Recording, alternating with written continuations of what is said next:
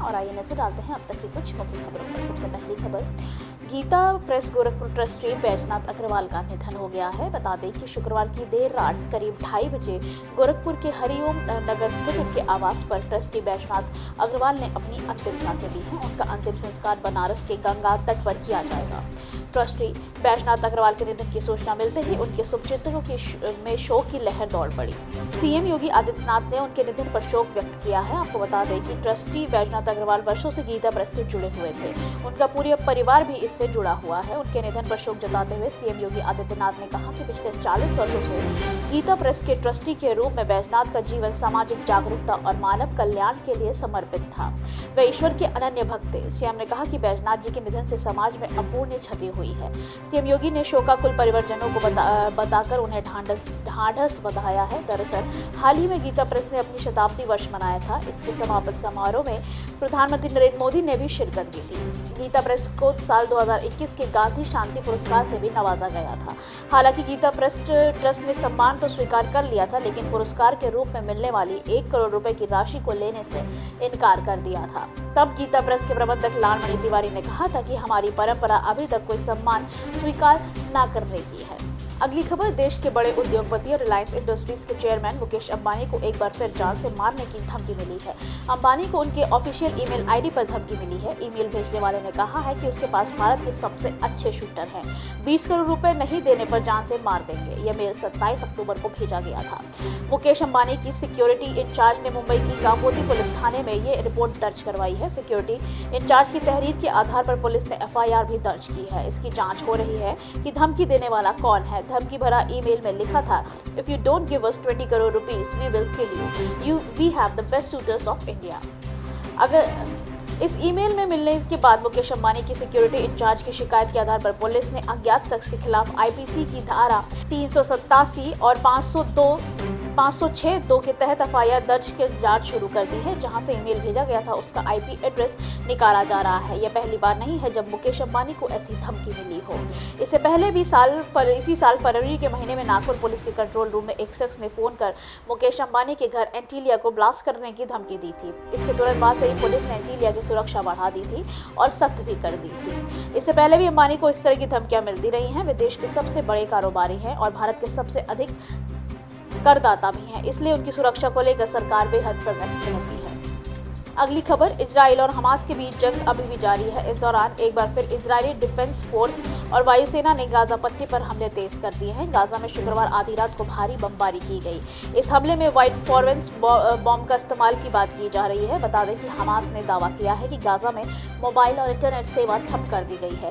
इससे पूरे संकेत मिल रहे हैं कि गाजा पर इजराइल का जमीनी हमला अगले चरण में प्रवेश कर रहा है। आपको बता दें कि हमास इजरायली सेना को गाजा में दाखिल होने से रोकने के लिए एड़ी चोटी का जोर लगा रहा है। गाजा के रिहायशी इलाकों पर इजराइल के ताजा हमले में लगभग 100 लोगों की मौत हो गई है। गाजा में इजरायली हमले के संचार व्यवस्था ठप हो जाने पर अंतर्राष्ट्रीय संस्थानों को भी चेतावनी दी है। सूत्रों के मुताबिक व्हाइट फॉस्फोरस बॉम्ब सफेद और रबर को मिलाकर तैयार किया जाता है। मोम जैसा एक केमिकल है जो हल्का पीला या रंगहीन होता है। इससे सड़े हुए लहसुन जैसी तेज गंध आती है। इस रासायनिक पदार्थ की ये खूबी है कि ये ऑक्सीजन के संपर्क में आते ही आग पकड़ लेता है और फिर ये पानी से भी बुझाया नहीं जा सकता। यही बात इसे बेहद खतरनाक बताती है। ये इस बीच जॉर्डन का दावा है कि इजराइल में गाजा में ग्राउंड में ऑपरेशन शुरू कर दिया है। जॉर्डन में विदेश मंत्री आयाम सफादी ने बताया कि गाजा में इजरायली सेना का जमीनी हमला शुरू हो गया है। इस आगामी साल में सबसे बड़ा मानवीय आपदा खड़ी हो गई है। वहीं हमास का कहना है कि इजराइल के जमीनी हमलों का मुंह तोड़ जवाब देने के लिए वह तैयार है। अगली खबर, पश्चिम बंगाल की सिलीगुड़ी से भाजपा विधायक श्री रूपा मित्रा चौधरी की कार पर हमला हुआ है। इसका सोशल मीडिया पर एक वीडियो जारी किया गया है। मित्रा ने तृणमूल कांग्रेस पर हमला करने का आरोप लगाया है। श्री रूपा मित्रा चौधरी ने दावा किया कि बीती रात मिल्की पुलिस क्षेत्र के पास TMC के गुंडों ने उनकी कार पर हमला किया। कल रात अपनी कार पर हुए कथित हमले को लेकर भाजपा विधायक श्री रूपा चौधरी ने कहा कि मैं मानेक चौक निर्वाचन क्षेत्र में पार्टी कार्यकर्ताओं के घर विजयदशमी मनाने के लिए गई। रात 11:15 बजे जब हम वापस आ रहे थे तो इंग्लिश बाजार के इलाके में मेरे कार में पीछे से तेज आवाज सुनाई दी। हमने देखा कि कार का पिछला शीशा पूरी तरह से टूट गया था। सौभाग्य से मुझे कोई चोट नहीं आई। उन्होंने बताया कि मेरी सुरक्षा बलों ने वहां 2 लोगों को पकड़ लिया है। मेरे साथ जो PSO थी उन्होंने बताया कि कार में टक्कर मारने वाले बाइक पर सवार थे। यहाँ 4 लोग थे जिनमें से 2 भाग निकले हैं। मौके पर पुलिस आ गई और आरोपियों को लेकर चले गए हैं। बाद में पकड़े गए लोगों में से एक के पिता भी पुलिस थाने आ गए। उनका नाम मुदस्सिर रहमान था। उन्होंने आगे टीएमसी पर आरोप लगाते हुए कहा कि जिला परिषद के सदस्य व टीएमसी के निर्वाचित नेता जुअल सिद्दीकी रहमान के भाई का बेटा हमलावरों में से एक है। अगली खबर, आज वाल्मीकि जयंती के अवसर पर लोगों ने को देश के प्रधानमंत्री नरेंद्र मोदी ने शुभकामनाएं दी और कहा कि सामाजिक समानता और सद्भाव से जुड़ने का एक अनमोल विचार आज भी भारतीय समाज को सिंचित कर रहे हैं। इस दौरान मोदी ने सोशल मीडिया एक्स पर लिखा कि देशवासियों को वाल्मीकि जयंती की शुभकामनाएं दी। उन्होंने कहा, देशवासियों को वाल्मीकि जयंती की अनंत शुभकामनाएं। सामाजिक समानता और सद्भावना से जुड़े अनेक अनमोल विचार आज भी भारतीय समाज को सिंचित कर रहे हैं। मानवता को अपने संदेशों से माध्यम से वे युगों युगों तक हमारी सभ्यता और संस्कृति से अमूल्य धरोहर बने रहेंगे। संत वाल्मीकि महाकाव्य रामायण के रचयिता हैं और विशेषकर दलितों के लिए श्रद्धेय हैं। अगली खबर, महाराष्ट्र में एनसीपी नेता और राज्य के डिप्टी सीएम अजित पवार इन दिनों सुर्खियों में बने हुए हैं। कभी उनकी नाराजगी को लेकर तो कभी उनके मुख्यमंत्री बनाए जाने को लेकर चर्चाएं तेज होती रहती हैं। अक्सर एनसीपी के कार्यकर्ता अजित पवार को भविष्य के राज्य का भावी मुख्यमंत्री के तौर पर बताते नजर आते हैं। ऐसे में राज्य के खाद्य एवं औषधि प्रशासन मंत्री धर्मराव बाबा अत्राम ने एक बार फिर अजित पवार को मुख्यमंत्री बनाए जाने को लेकर बयान दिया है। दरअसल राज्य के खाद्य एवं औषधि प्रशासन मंत्री धर्मराव बाबा अत्राम का कहना है कि उन्हें अजित पवार को मुख्यमंत्री बनाने का काम शुरू कर दिया है, जिसके बाद से ही महाराष्ट्र के राजनीतिक गलियारों पर इसकी चर्चाएं तेज हो गई हैं। आत्रम के अनुसार उन्होंने अजित पवार को मुख्यमंत्री बनाने के लिए पूरे राज्य में दौरे शुरू कर दिए हैं, जिससे आगामी चुनाव में एनसीपी की सीटों को ज्यादा से ज्यादा बढ़ा सके।